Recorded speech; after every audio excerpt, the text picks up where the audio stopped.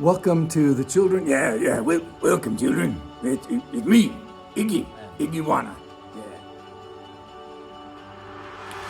Who died and left you in charge? Have you ever heard that before?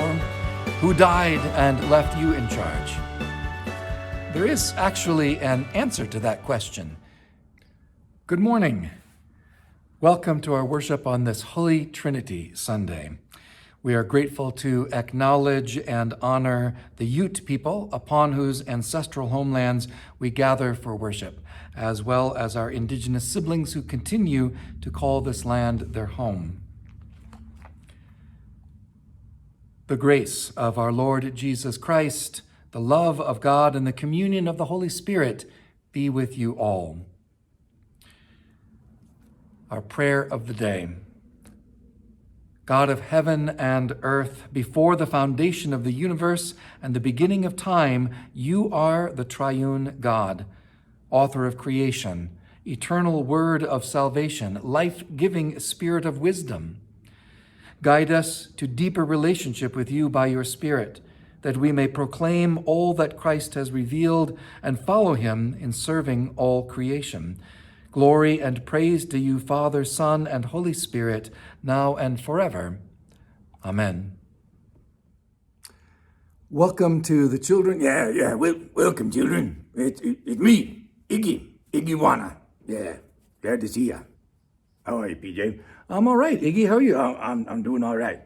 Iggy, I'm glad you're here because you and I are going to play a quiz show. Oh, all right. What about the kids? Yeah, kids and their parents, they can play along too. All right, kids, you ready? All right, here we go. It's a Holy Trinity Sunday quiz. All right, let's hear it. All right, so three questions. All right. First one is, which is the good one? Which is the good one? Yeah, which is the good one between either Brussels sprouts or cherries? You're kidding, right? That's ridiculous. Only one of those is a... Cherries? Hello? Brussels sprouts. Blech. Okay, what's the next one? That was easy. Okay, the next one. Which one is the good one? Honeybees or mosquitoes? What? This is ridiculous. It's so easy. Mosquitoes. Blech.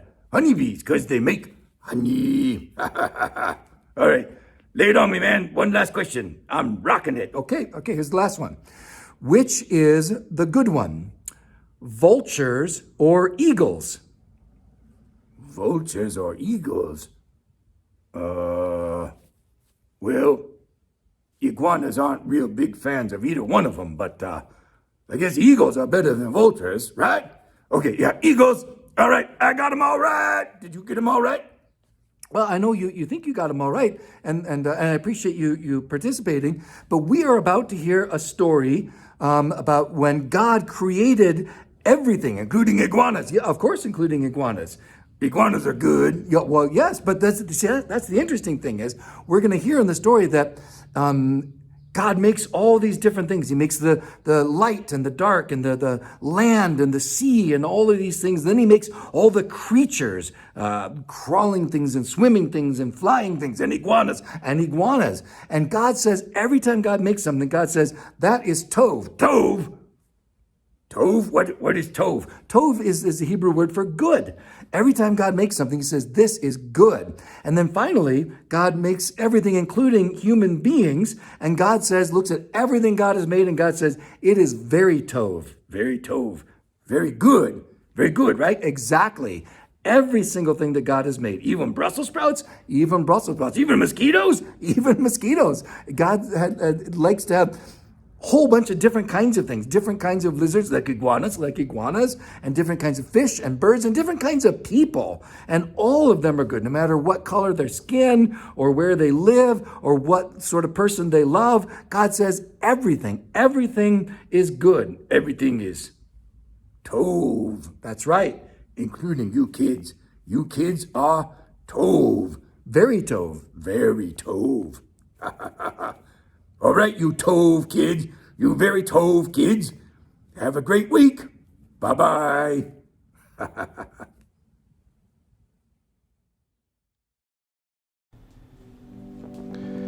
In the beginning, when God created the heavens and the earth was a formless void, and darkness covered the face of the deep, while a wind from God swept over the face of the waters. Then God said, "Let there be light," and there was light. And God saw that the light was good, and God separated the light from the darkness. God called the light day, and the darkness God called night. And there was evening and there was morning, the first day. And God said, "Let there be a dome in the midst of the waters, and let it separate the waters from the waters." So God made the dome and separated the waters that were under the dome from the waters that were above the dome. And it was so. God called the dome sky. And there was evening and there was morning, the second day. And God said, "Let the waters under the sky be gathered together into one place, and let the dry land appear." And it was so. God called the dry land earth, and the waters that were gathered together God called seas. And God saw that it was good. Then God said, "Let the earth put forth vegetation, plants yielding seed, and fruit trees of every kind on earth that bear fruit with the seed in it." And it was so. The earth brought forth vegetation, plants yielding seed of every kind, and trees of every kind bearing fruit with the seed in it. And God saw that it was good. And there was evening and there was morning, the third day. And God said, "Let there be lights in the dome of the sky to separate the day from the night. And let them be for signs and for seasons and for days and years. And let them be lights in the dome of the sky to give light upon the earth." And it was so. God made the two great lights, the greater light to rule the day, and the lesser light to rule the night, and the stars. God set them in the dome of the sky to give light upon the earth, to rule over the day and over the night, and to separate the light from the darkness. And God saw that it was good. And there was evening and there was morning, the fourth day. And God said, "Let the waters bring forth swarms of living creatures, and let birds fly above the earth across the dome of the sky." So God created the great sea monsters and every living creature that moves, of every kind, with which the waters swarm, and every winged bird of every kind. And God saw that it was good. God blessed them, saying, "Be fruitful and multiply, and fill the waters in the seas, and let birds multiply on the earth." And there was evening and there was morning, the fifth day. And God said, "Let the earth bring forth living creatures of every kind, cattle and creeping things, and wild animals of the earth of every kind." And it was so. God made the wild animals of the earth of every kind, and the cattle of every kind, and everything that creeps upon the ground of every kind. And God saw that it was good. Then God said, "Let us make humankind in our image, according to our likeness, and let them have dominion over the fish of the sea, and over the birds of the air, and over the cattle, and over all the wild animals of the earth, and over every creeping thing that creeps upon the earth." So God created the humanity, Adam, in God's image. In the image of God, God created him, it, male and female, God created them. God blessed them, and God said to them, "Be fruitful and multiply, and fill the earth, and subdue it, and have dominion over the fish of the sea, and over the birds of the air, and over every living thing that moves upon the earth. God said, "See, I have given you every plant yielding seed that is upon the face of all the earth, and every tree with seed in its fruit. You shall have them for food. And to every beast of the earth, and to every bird of the air, and to everything that creeps on the earth, and everything that has the breath of life, I have given every green plant for food." And it was so. God saw everything that God had made, and indeed, it was very good. And there was evening, and there was morning, the sixth day. Thus the heavens and the earth were finished, and all their multitude. And on the seventh day, God finished the work that God had done. And God rested on the seventh day from all the work that God had done. So God blessed the seventh day and hallowed it, because on it God rested from all the work that God had done in creation. These are the generations of the heavens and the earth when they were created.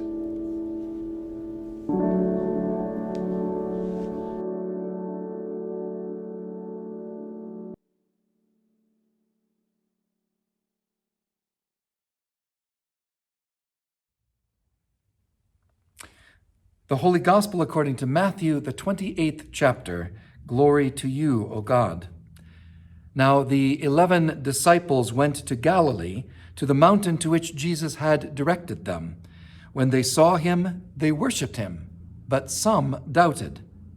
And Jesus came and said to them, "All authority in heaven and on earth has been given to me. Go, therefore, and make disciples of all nations, baptizing them in the name of the Father and of the Son and of the Holy Spirit, and teaching them to obey everything that I have commanded you. And remember, I am with you to the end of the age." The Gospel of Jesus Christ. Praise to you, O Christ. May the words of my mouth and the meditations of our hearts be acceptable to you, O Lord, our rock and our Redeemer. Amen. Who died and left you in charge? Have you ever heard that before? Who died and left you in charge? There is actually an answer to that question. Jesus, right?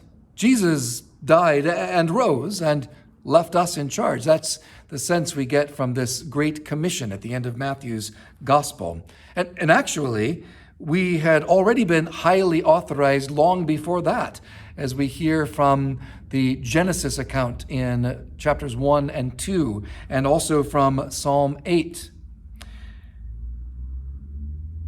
But how we hear matters. Riddles, even silly riddles, can sometimes help us to train our ears to hear differently than we are used to hearing. For instance, here's a silly riddle. What has 4 letters, sometimes has 9 letters, and never has 5 letters? Do you get it? What, W-H-A-T, has 4 letters, sometimes has 9 letters, and never has 5 letters? We're trained to think that there was some word that had all of those things involved in it, when actually, if we were listening in a different way, we would catch that it was just describing the number of letters in 3 different words. How we hear matters, and sometimes we need to listen in a new and fresh way, because the church doesn't always hear well. Sometimes I think we miss the intent of what God is trying to say to us. You know the animated television show South Park? The 4 kids, one of them is named Eric Cartman, and God bless his little soul. He's a kind of selfish little kid, and there's one episode from several years ago where Eric repeats again and again, respect my authority. Respect my authority. And I'm afraid that too often the church has heard this great commission from Jesus and in a sense gone around demanding that the world respect our authority that Jesus has given us. And it's actually not always comical at all. In fact, sometimes it is heartbreaking and horrendous what we of church have done. It was literally a doctrine of the church leaders, and carried out by members of the church across the world, the doctrine of discovery that stated that if you come upon people in the Americas or in Africa where there are people who are there, but they're not Christian, then they don't really count.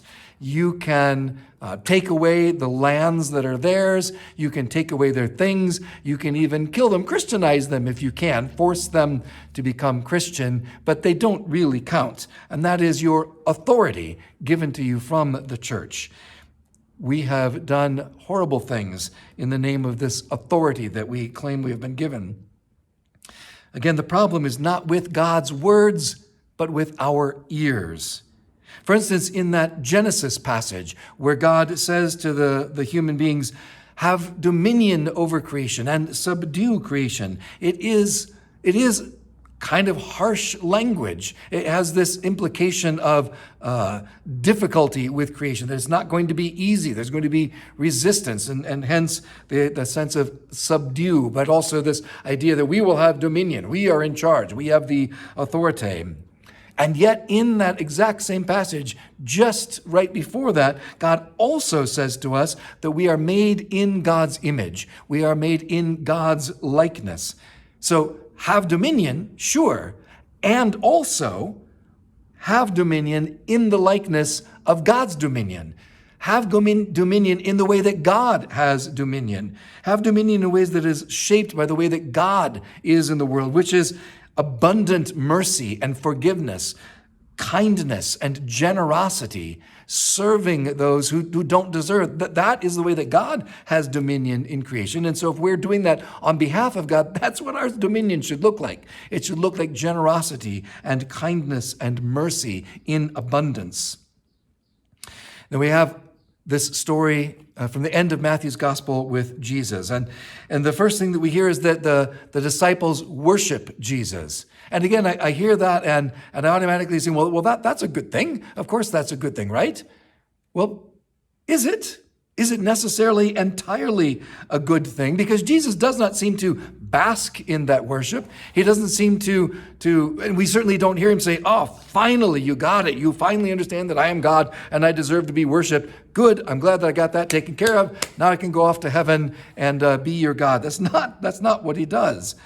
In fact, it's rather that he says, when they worship him, he comes to them and says, go. I have work for you to do. I have a quest for you to do. Another scene that comes to mind is from the film Monty Python and the Holy Grail. There's a scene where Arthur is cowering on the ground because God has appeared to him up in the heavens, and God looks down from the heavens and says, "What are you doing?" And Arthur says, "I am groveling, O Lord." And God says, "Stop it! You're King of the Britons. Get up and go on the quest I've set for you." And I get the sense that that's what Jesus is doing here, is get up, stop groveling, I have a quest for you. It reminds me also of what Father Richard Rohr and others remind us of so often, is that Jesus invited us into a way of living, and instead we, the church, created a religion of worshiping Jesus. Jesus invites us to follow him in a way of living. We instead create a religion of worshiping him. Have we misheard? The scholar Amy Jill Levine, who is a Jewish scholar of the Christian New Testament, writes about this Great Commission. And she points out that this is not the first time that Jesus has put this quest upon his disciples. That back in chapter 10 of Matthew, Jesus sent out the 12 disciples to practice this kind of mission. And there, what he sends them out to do is to cure those who are sick, to cleanse those who are lepers, to cast out demons from those who are being oppressed, to liberate people. And she says what he does not tell them to do is to preach to people, believe in Jesus, or you will be cast into a place where there is wailing and gnashing of teeth. On the contrary, she says, the gospel is to be presented through example by the disciples, examples that are given as free gifts. And she says, if we understand the Great Commission as an extension of that first practice of that mission in chapter 10, that's an entirely different envisioning of what it means to be sent. Go and make disciples. That sounds so aggressive. It sounds so harsh. And indeed, the church has often done that, thought that that's what its goal and its purpose was to force people to become disciples, sometimes literally at sword point or at gunpoint. But it's worth noting that Jesus never made anyone a disciple. He never came up to somebody and said, you better be a disciple or I'm going to get you. That's not what he did. Instead, he invited people to become his apprentices, walking with him and following him on his way, learning how to liberate. He taught them, he modeled for them, he forgave them, he empowered them to follow him and to become more fully embodiments of God's reign on earth. And we need also to be aware of conflating following Jesus with becoming a member of the institutional church. That's not what he said. Jesus does not say, go and make people members of your church. Instead, go and bring people into following me. Disciple them to become followers of me as you are. And it's worth noting that they are still disciples. They are still learners. They are still followers. They are not masters who know everything. And in fact, not only do they not know everything, they don't necessarily believe everything. Isn't that a wonderful detail that Matthew gives us, is that some of those to whom Jesus gives the commission are those who still have doubts. And in fact, doubt doesn't need to be a negative thing. It can be a very positive thing. Because if I doubt, that's akin to wonderment. I wonder about that. I'm curious about that. And if I'm curious, then maybe I engage more with God and engage more with others to learn more deeply. Doubt can be a great gift. And the word here in Greek has the sense of somebody who's holding two or more alternate possibilities in their mind. And that, it seems to me, to be an opportunity for growth and for deepening awareness. One of my seminary professors, Edgar Krentz, an expert on the New Testament, points out that the Greek word here for go isn't so much a command as it is just an acknowledgement of continuing action. Specifically, it's a present participle. It's not a command. So he says it's more of the sense of as you go. As you go forth from this mountain, here's what I want you to do. So it's not, Professor Krentz says, therefore, an activity. It is an activity of every disciple's everyday life. It's not the special task of some set-apart people. And then he says the word for make disciples, it's the only actual command in this passage. And make disciples is one interpretation, one way to translate it, but a better translation is actually to disciple people, which sounds like we're verbing a noun, but it's actually in Greek, it is the word to disciple someone, which is again this sense of inviting people to become as we are, those who are following and learning and apprenticing Jesus. Not that we have all the answers, but that we're inviting people through our own generosity that we have received from God, through our own abundant forgiveness and mercy, through our own curiosity. Pastor Osvaldo Vena notes that in the Gospel of Matthew, whenever the word authority appears, it's always used in connection with Jesus either healing someone or preaching forgiveness or granting forgiveness to someone. So if Jesus has all the authority in all the world, how does he use it? He doesn't use it to force people to do things the way he wants them. He instead uses his authority to serve and welcome and forgive and liberate people from the things that are oppressing them. And that is what we are called into. He says it is a call to pursue a style of life that is based on love and justice, a command to be doers of the word that Jesus has spoken from God, and not simply to be hearers of that word. And also, an important question, are we open to being discipled by others as well as doing the discipling? Remember, early in Matthew's gospel, it's the outsiders, the Magi, who are the only ones who recognize that Jesus has been born as the King of the Jews. Are we open to those that we think of as outsiders who have something important to teach us about our God, who is, of course, the one God of all? And Pastor Vena reminds us that if authority in Matthew is interpreted as authority for service, as the use of authority in Matthew's gospel suggests, then the goal of discipling is not to conquer anybody, but to liberate the world, to liberate it for the sake of Christ and in the name of Christ. The power, the authority that is given to Christ and that Christ gives to us is the power that he conveys to his people, and it's a power to do justice. As Cornel West once said, we have a commitment to justice, since justice is what love looks like in public. Justice is what love looks like in public. Peter Parker learned that with great power comes great responsibility. Matthew teaches us that with Jesus' great authority comes Jesus' great compassion. You and I are authorized to disciple with compassion. Amen.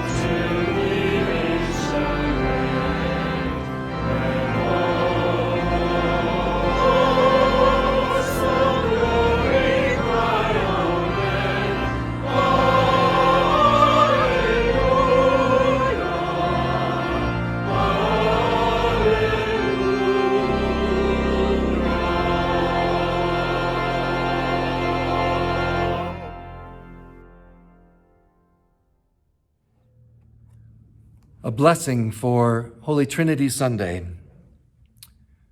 God in the heights, protect and uplift you.